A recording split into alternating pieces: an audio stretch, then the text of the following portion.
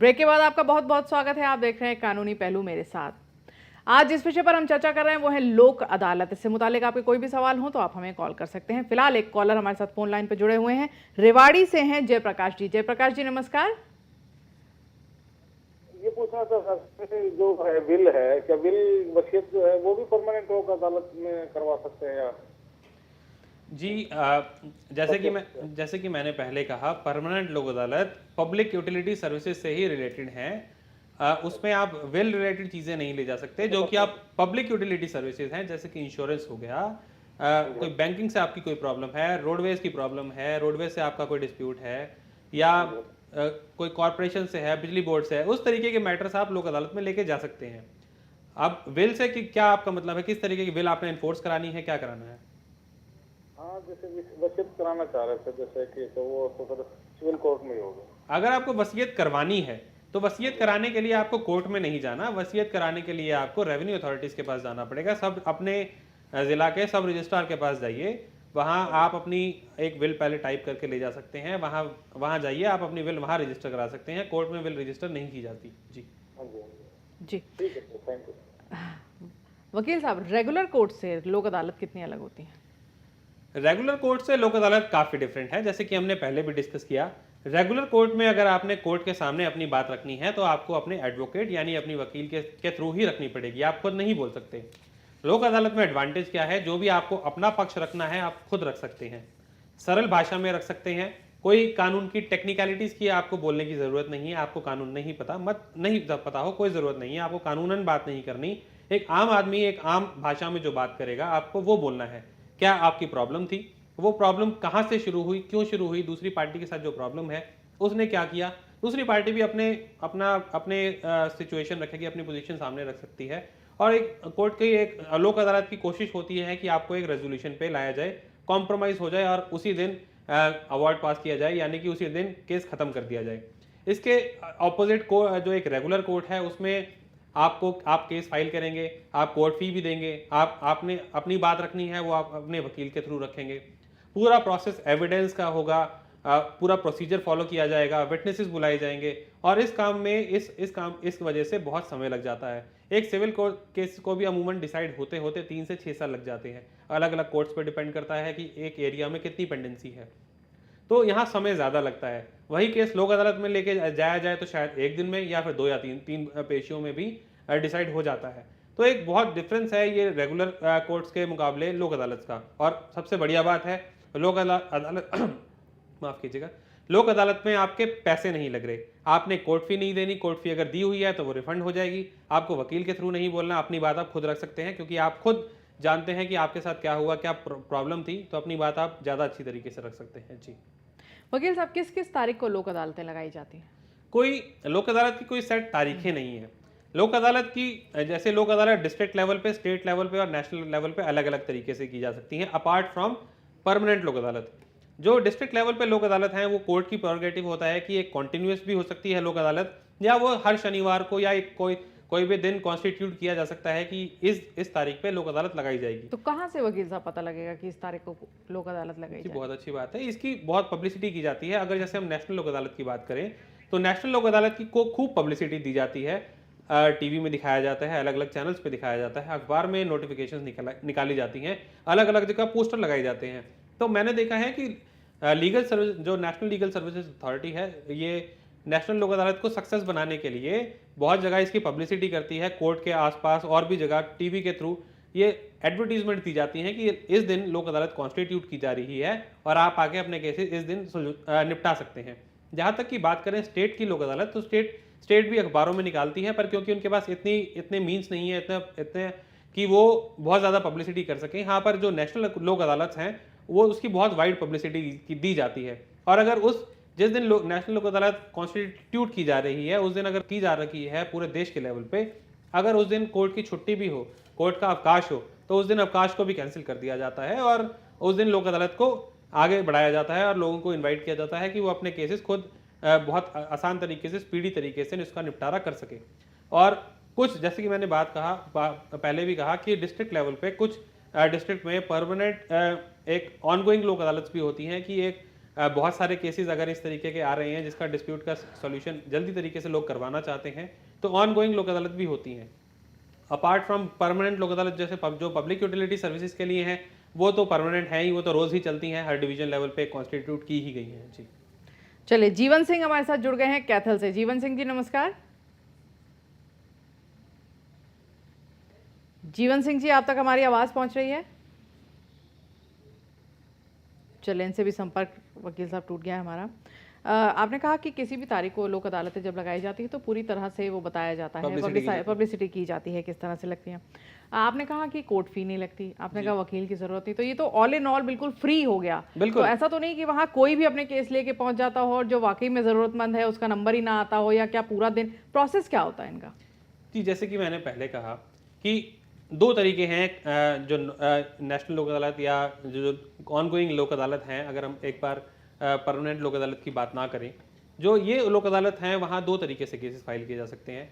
जो on going case है, कोई आपका सिविल डिस्प्यूट है, कोई ऐसे क्रिमिनल ऑफेंस जो कंपाउंडेबल नेचर के हैं, जैसे कि हिट एंड रन है, ड्रंकन ड्राइविंग है, या मोटर व्हीकल एक्ट से रिलेटेड केसेस हैं, कोई इंश्योरेंस से रिलेटेड केसेस हैं, उन केसेस को आप एप्लीकेशन देके रेफर करा सकते हैं लोक अदालत में। उस दिन लोक अदालत जिस दिन कॉन्स्टिट्यूट होगी, आप जाके अपनी बात करें। वकील की ज़रूरत नहीं है, कोर्ट फी नहीं देनी, और अगर कोर्ट फी पहले दी हुई है तो रिफंड हो जाएगी और उसी दिन आपका डिसीजन हो जाएगा। तो वो एक एडवांटेज है। और अगर बात करें दूसरे तरीके से कैसे जा सकते हैं, अगर आपका केस आज तक पेंडिंग ही नहीं है तो आप दोनों पार्टी कोर्ट को एप्लीकेशन दे सकते हैं कि ये एक हमारा डिस्प्यूट है और इस डिस्प्यूट को हम लोक अदालत के थ्रू सुलझाना चाहते हैं। हमें लगता है हम कॉम्प्रोमाइज़ कर पाएंगे, पर हमें शायद एक दूसरे पे भरोसा नहीं है कि क्या इस कॉम्प्रोमाइज़ जो हमारे सिचुएशन पे आते हैं ये दूसरी पार्टी फॉलो करेगी या नहीं करेगी। तो लोक अदालत के थ्रू जाके अपनी बात रख सकते हैं, रेजोल्यूशन करवा सकते हैं, कॉम्प्रोमाइज़ कर सकते हैं और अवार्ड पास किया जाएगा जो बिल्कुल लीगली बाइंडिंग होता है, वो इन्फोर्स कराया जा सकता है, उसको चैलेंज भी नहीं किया जा सकता। तो ये एडवांटेज है। तो अब जहाँ तक बात करें कि ऐसा नहीं है कि कोई भी केस लेके जा सकता है, अब लोक अदालत बनाई इसलिए गई है कि अगर दो व्यक्तियों के बीच में कोई डिस्प्यूट है, कोई लीगल डिस्प्यूट है, तो वो अपने हर तरीके के मैटर्स वहाँ लेके जाए। ऐसा हो सकता है कि कुछ क्रिमिनल मैटर हैं जो कि स्टेट केसेस हैं, जो कि कंपाउंडेबल नहीं है, उनका सोल्यूशन नहीं कराया जा सकता। अदरवाइज बहुत वाइड नेट है, बहुत दायरा बड़ा है, बहुत सारे तरीके के आप केसेस लेके जा सकते हैं। बैंक की रिकवरी है, बिलों का भुगतान है, बिल पे डिस्प्यूट है, आप जो कॉर्पोरेशन है काम नहीं कर रही, किसी भी तरीके के केसेस आप लोक अदालत में लेके जाइए। जी चलिए, देहरादून से संजय हमारे साथ जुड़ गए हैं। संजय जी नमस्कार। मान्यवर आपको और वकील साहब को। हाँ, मान्यवर वकील साहब, मैं आपसे ये जानना चाहूंगा कि लोक अदालत का क्या महत्व है और ये क्या और दूसरी अदालतों के समकक्ष है क्या? जी, अगर हम बात करें कि इसका क्या महत्व है, लोक अदालतों का महत्व इसलिए है क्योंकि इसमें आपको डिस्प्यूट जो आपका रेजोल्यूशन है बहुत जल्दी हो रहा है। ये एक नेक्स्ट स्टेप है, जैसे कि पंचायतें पहले लगाई जाती थी, उसका ये नेक्स्ट स्टेप है। अब पंचायत का कोई लीगल बाइंडिंगनेस नहीं थी कि पंचायत में अगर पंचों ने एक न्याय कर दिया, अगर गांव वाले मानना चाहें मानेंगे, अगर कोई ऐसी पार्टी है वो कहती है कि मैं नहीं मानता, तो आप एनफोर्स नहीं करा सकते। लोक अदालत कोर्ट्स में की जाती हैं, आप दोनों पक्ष आप दोनों पार्टी फैसले बाइंडिंग होंगे, सुप्रीम कोर्ट में भी और हाई कोर्ट इनके फैसले को महत्व देगा? जी बिल्कुल, मैं आ रहा हूँ उस बात पे भी आ रहा हूँ आपके प्रश्न पे। जब हम बात कर रहे हैं कि लोक अदालत के थ्रू आप जा सकते हैं, इसका एक लीगल बाइंडिंग हो जाती है। अब यहाँ लोक अदालत में अवार्ड कैसे पास किया जाता है, हमें यह समझना जरूरी है। लोक अदालत में दोनों पार्टी अपना पक्ष रखती हैं और लोक अदालत की कोशिश होती है कि वो एक कॉम्प्रोमाइज रीच कर सके, दोनों पार्टी एक कॉमन पोजीशन पे आ सके और अकॉर्डिंगली एक कॉम्प्रोमाइज करके दोनों की स्टेटमेंट रिकॉर्ड की जाए और उस स्टेटमेंट पे उनके सिग्नेचर कराए जाए। अकॉर्डिंगली उसमें लोक अदालत का जो प्रिजाइडिंग ऑफिसर है वो भी सिग्नेचर करेंगे। तो क्योंकि ये जो अवार्ड है ये कॉम्प्रोमाइज करके दोनों पार्टीज ने हाँ भरी है कि हाँ मैं भी इस अवार्ड पे, इस सॉल्यूशन पे राजी हूँ, दूसरी पार्टी कहती है मैं भी इस सॉल्यूशन पे राजी हूँ, वो सॉल्यूशन जो जिस सॉल्यूशन पे दोनों पार्टी राजी हैं उस सॉल्यूशन को कोर्ट ने फाइनलिटी दी है। अब क्योंकि दोनों पार्टीज ने ये कॉम्प्रोमाइज किया है, अब वो अपीलेट कोर्ट में ये नहीं कह सकती कि मैं ये अपनी जो स्टेटमेंट मैंने दी थी, जिस पोजीशन पे मैं खुद आया था, मैं वो नहीं मानता। इसीलिए जो लोक अदालत है उनका जो ऑर्डर है, जो अवार्ड है, ये बाइंडिंग नेचर का है, इसको अपील भी नहीं किया जा सकता क्योंकि दोनों पार्टीज ने एक कॉम्प्रोमाइज किया था। उन्होंने कहा हाँ जी ये जो सॉल्यूशन है मुझे मंजूर है, पहली पार्टी ने कहा, दूसरी पार्टी भी कहती है कोई पार्टी यू टर्न ले ले तो यू टर्न नहीं ले सकती, क्योंकि आप इसमें एक पार्टी ने, जो दोनों पार्टीज ने इसमें अवार्ड पे सिग्नेचर किए होते हैं, वो बिल्कुल आपकी कोर्ट में स्टेटमेंट है, और उस स्टेटमेंट को आप रिसाइन नहीं कर सकते, यू टर्न नहीं लिया जा सकता। अगर कोई हाई कोर्ट में जाता है, इसकी अपील फाइल करता है, पहले तो इसकी अपील कोई अपील लाई ही नहीं करती। अगर इवन अदरवाइज कोई रिट पिटीशन में, अगर आर्टिकल 226 में कोई रिट पिटीशन फाइल भी करता है हाई कोर्ट में इस अवार्ड के अगेंस्ट, तो उसको शो करना पड़ेगा कि उसके साथ फ्रॉड हुआ है, कोर्सिन हुआ है। कोई भी व्यक्ति यू टर्न नहीं ले सकता, अपने जो उसने पहले कहा, जो सिग्नेचर कर दिए, उस अवार्ड उस स्टेटमेंट से रिसाइन नहीं कर सकता, उस स्टेटमेंट से यानी यू टर्न नहीं ले सकता। हाई कोर्ट में अगर वो जाके कहता है कि जी मैंने उस दिन तो ये कहा था, आज मैं नहीं मानता, हाई कोर्ट उसकी बात नहीं सुनेगी, सुप्रीम कोर्ट भी उसकी बात नहीं सुनेगी।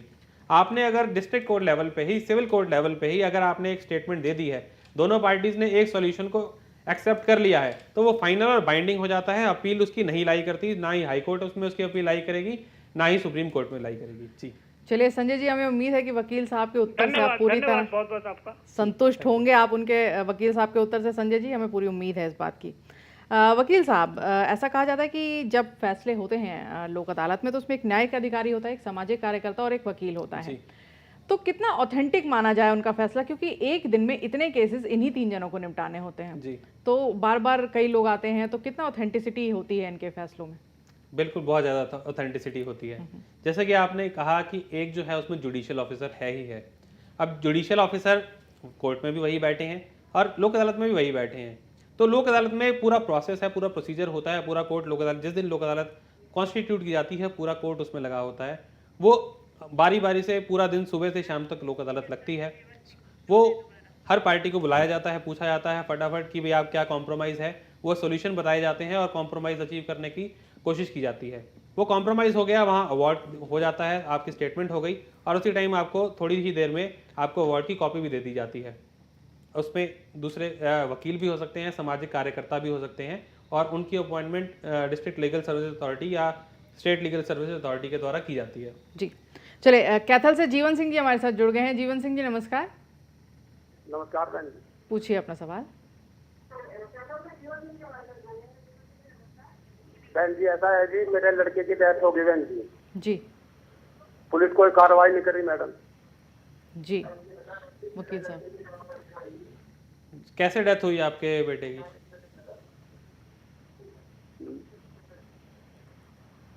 जीवन सिंह जी, आपसे अनुरोध करेंगे अपने टीवी की वॉल्यूम बंद कर दीजिए। ऐसा है, लड़के के एक्सीडेंट,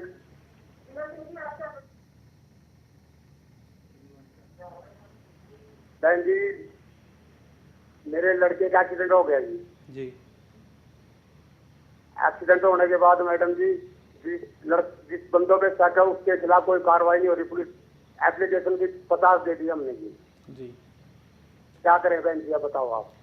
देखिए, अगर पुलिस आपके, वैसे तो आज हम लोक अदालत के बारे में डिस्कस कर रहे हैं, पर फिर भी आपको सोल्यूशन बताने की कोशिश करता हूँ कि अगर एक्सीडेंट में आपके बेटे की डेथ हो गई, हमें भी बहुत बुरा लगा, तो अगर पुलिस आपके खिलाफ आपके एप्लीकेशन पे कार्रवाई नहीं कर रही, तो आपको क्या करना चाहिए कि आपको अपने एरिया के एसपी के पास जाना चाहिए और एसपी को एप्लीकेशन दीजिए।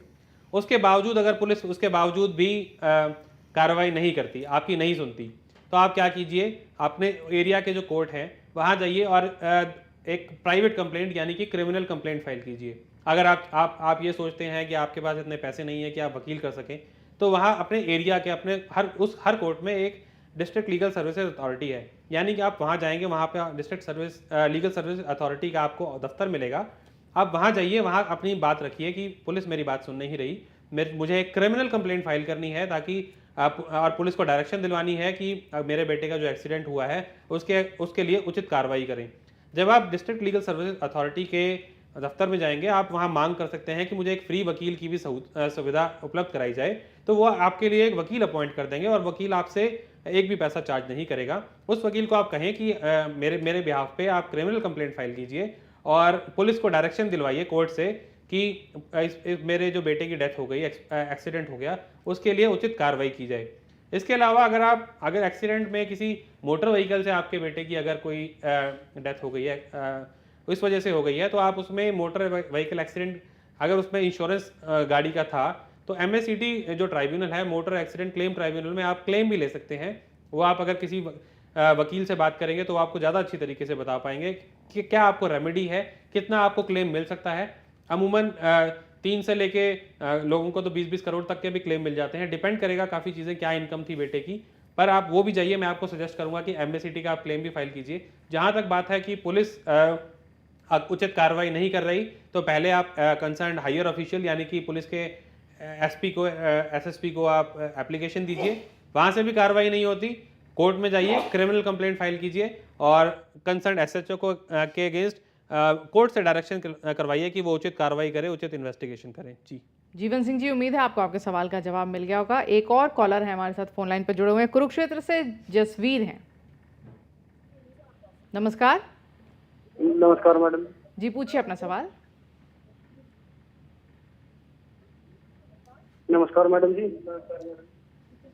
ऐसा मैडम जी, मेरी घरवाली के चाल चलन और गलती में उससे तलाक लेना चाहता हूँ, वो उतना तो मान दीजिए। जसवीर जी, अपने टीवी की वॉल्यूम बंद कर दीजिए। टीवी की आवाज बंद कर दीजिए जसवीर जी। वॉल्यूम तो कम है मैडम जी। हाँ, अब पूछिए अपना सवाल। ऐसा मैडम जी, मेरी घरवाली है जो, हाँ जी जी जी, बिल्कुल कम है जी टीवी की बात तो। अच्छा, तो कम है तो उसे बंद कर दीजिए जसवीर जी, उसे बंद कर दीजिए। बंद है सर मैडम जी। हाँ जी, अब पूछिए अपना सवाल। ऐसा मैडम जी, मेरी घरवाली के संबंध किसी लड़के के साथ हैं, जी तो मैडम जी मैं उससे तलाक लेना चाहता हूँ ना। मैंने फिर में मेरी FIR दर्ज भी करा दी, ना तो वहाँ मेरी तरीक नहीं लग रही, ना तो वो आती, जी और मैं वहाँ जा जाके मैं भी तंग आ लिया जी। जी जी, वकील साहब। जी, वैसे तो हम आज लोक अदालत के बारे में डिस्कस कर रहे हैं, पर अगर आपको लगता है कि आपकी पत्नी के किसी दूसरे व्यक्ति के साथ संबंध है, तो आप डिवोर्स की एप्लीकेशन फाइल कर सकते हैं। ये इनफर्टिलिटी एक ग्राउंड होता है डिवोर्स का, और ये एक तरीके की क्रूअल्टी भी है। तो आप किसी वकील से मिलिए और आप डिवोर्स का केस फाइल कीजिए। FIR कराने से आपको क्या सोल्यूशन मिलेगा? क्या आप अपनी बीवी को सज़ा दिलवाना चाहते हैं या आप अलग होना चाहते हैं? तो आपको ये डिसाइड करना पड़ेगा। अगर आपको डिवोर्स लेना है तो आप कोर्ट में जाएं, डिवोर्स की एप्लीकेशन फाइल कीजिए। जी चलिए, तो आपको वकील साहब ने एक सजेशन दिया है, आप उसे फॉलो करें। वकील साहब, इन फैसले, ये जो लोक अदालत फैसले करती हैं, इनको कहीं और अपील नहीं किया जा सकता, क्यों नहीं किया जा सकता?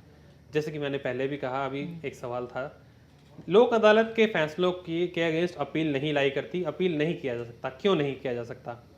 जब दोनों पार्टियां, लोक अदालत में क्या किया जाता है कि एक कॉम्प्रोमाइज, एक कॉमन सोल्यूशन पे दोनों पार्टियों को लाया जाता है। अब एक पार्टी ने, पहली पार्टी ने कहा हाँ जी ये सोल्यूशन जो कोर्ट ने बताया है, जो कि लोक अदालत ने सुझाया है, वो पहली पार्टी को मंजूर है। वही सोल्यूशन दूसरी पार्टी को भी मंजूर है। तो वो दोनों पार्टीज उस जो कॉमन स्टेटमेंट है उस पर दोनों सिग्नेचर करते हैं, हाँ हमें ये सोल्यूशन जो भी लोक अदालत के द्वारा सुझाया गया है हमें मंजूर है। जब उस मंजूरी के बाद अगर कोई अवार्ड पास किया जाता है तो उसको यू टर्न नहीं लिया जा सकता। कोई भी व्यक्ति कोर्ट के साथ खेल नहीं खेल सकता है, क्योंकि ये खेल नहीं है। कोर्ट में पूरा एक जुडिशियल प्रोसेस है। अगर आपने ये कहा कि हाँ मुझे ये सोल्यूशन मंजूर है, दोनों पार्टीज ने कहा सोल्यूशन मंजूर है, तो यू टर्न नहीं ले सकते। बाद में ये नहीं कह सकते कि आज मैं दूसरे नहीं मानता। ये सोल्यूशन जो अवार्ड होगा लोक अदालत का, ये एनफोर्स कराया जा सकता है, एग्जीक्यूट कराया जा सकता है, पर रिसाइन नहीं किया जा सकता, मतलब उसे उल्टा नहीं जा सकता। तो लोक अदालत की इसलिए अपील लाई नहीं करेगी क्योंकि दोनों पार्टियों ने पहले ही मान गए हैं कि हाँ हम इस सोल्यूशन को दोनों मानते हैं। जब आप मानते हैं तो कल को आप दूसरे ही दिन आके ये नहीं कह सकते कि आज हम नहीं मानते, क्योंकि ये खेल नहीं है, जुडिशियल प्रोसेस है। आपने कह दिया हमें ये फैसला मान्य है तो आगे भी मान्य रहेगा। इसलिए लोक अदालत के अवार्ड के अगेंस्ट अपील नहीं लाई करती, ना ही हाई कोर्ट में अपील लाई करेगी, ना ही सुप्रीम कोर्ट में लाई करेगी। जी चलिए वकील साहब, बहुत बहुत धन्यवाद यहाँ आने के लिए और इतनी सारी अहम जानकारी लोक अदालत के बारे में देने के लिए। तो आपने देखा लोक अदालतें क्या है, इसके बारे में हमने जाना, किस तरह से फैसले होते हैं, किन केसेस को लेकर आप वहाँ जा सकते हैं। तो ये था आज का कानूनी पहलू। अगली बार फिर हाजिर होंगे किसी नए कानून के साथ। तब तक के लिए नमस्कार।